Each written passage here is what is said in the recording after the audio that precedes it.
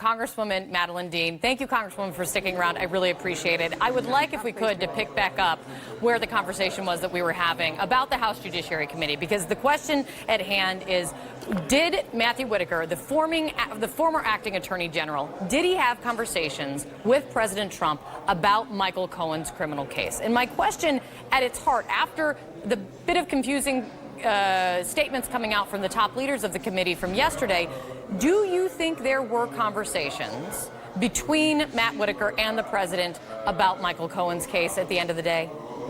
We don't know. What we do know is an important revelation from yesterday's meeting with the ranking member and Chairman Nadler.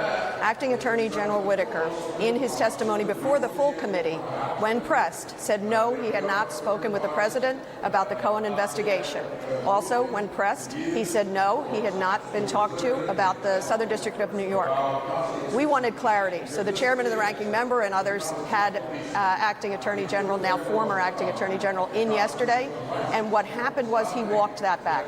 He is now refusing to deny. I know it's a confusing double negative, but I think it's an important one. He went from no, there were no communications, to now he's refusing to deny that he had conversations, which obviously leaves the door open to the president, and he maybe had conversations about the Cohen investigation and the Southern District of New York. That would be a very important set of conversations that we would want to know about.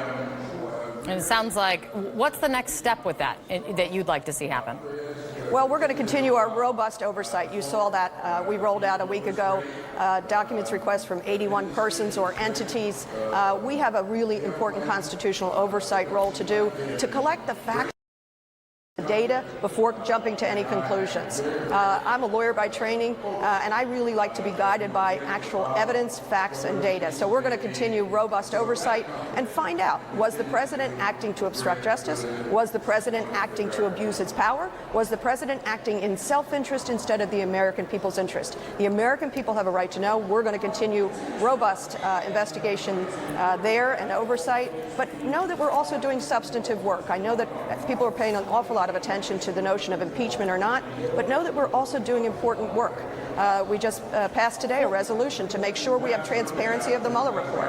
I actually do want to ask you about just that, and not just a vote. It was an overwhelming vote of support to have the Mueller report released to Congress and to the public. Republicans joining Democrats. It was 420-0. A few people voting present in this vote. That's a real statement. This is just a statement. It's not enforceable by law. You can't force the Justice Department to do anything. But with a statement like that coming from a bipartisan House that is very often very divided, what message does it send if then the Justice Department doesn't release the Mueller report?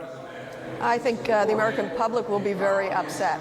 And they'll be upset if this administration in any way tries to darken this report. I was, like you, really heartened by the overwhelming support for the resolution, for transparency, accountability, and getting the information in front of the public.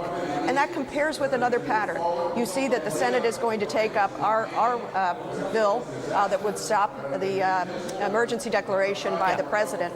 If the Senate passes that, a Senate that is Republican-led, notice what that says. Both the House and the Senate, both chambers of this Congress, agree that the president has overreached. Regardless of his veto, we're in the right space where we get that we have a constitutional obligation to fulfill our duties, and that the president cannot overreach and take on those duties. But let me also ask you, I was just told, Mani Raju, my colleague, he was able to, in Nancy Pelosi's, I believe in her press conference, he was able to ask, you talked about impeachment, he was able to ask her again, almost to clarify if the Mueller report would come back suggesting criminal activity on the part of the president. Of course, that is a big if. Would that change her mind in what she has said recently about impeachment not being worth it, that he's not worth it and she's not for impeachment? Her response was, she argues that it's not worth our time for Democrats to do anything that would take attention away from the policy agenda. Do you agree with her?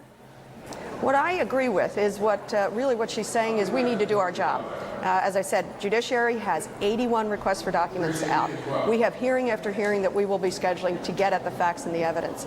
I agree with the Speaker when she says impeachment is not right, and it is not right now. But that doesn't mean that down the road, once we have done our homework, collected the information, also seen what the gist and the findings of the Mueller report are, that impeachment might not be an option down the road. Do you think that's what she's saying, right. Congresswoman? Do you think she's saying it's just not right now? Or do you think she's now taking the position of it's not worth it at all?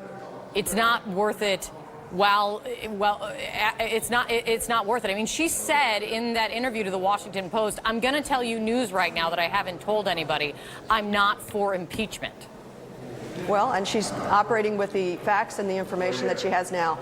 As you well know, Speaker Pelosi is masterful at both legislating and strategizing. And so what I think that signals is she wants us to do our work. We have committees that are poised to do important substantive and oversight work. We need to do that before any conversation on impeachment. Imagine if she just jumped in and said, yeah, we got to go for impeachment now. We don't have information that would actually convince the American public of that. So it would be a fool's errand. I utterly support the Speaker and her comments, and I'm just looking forward to doing the work that the American people deserve.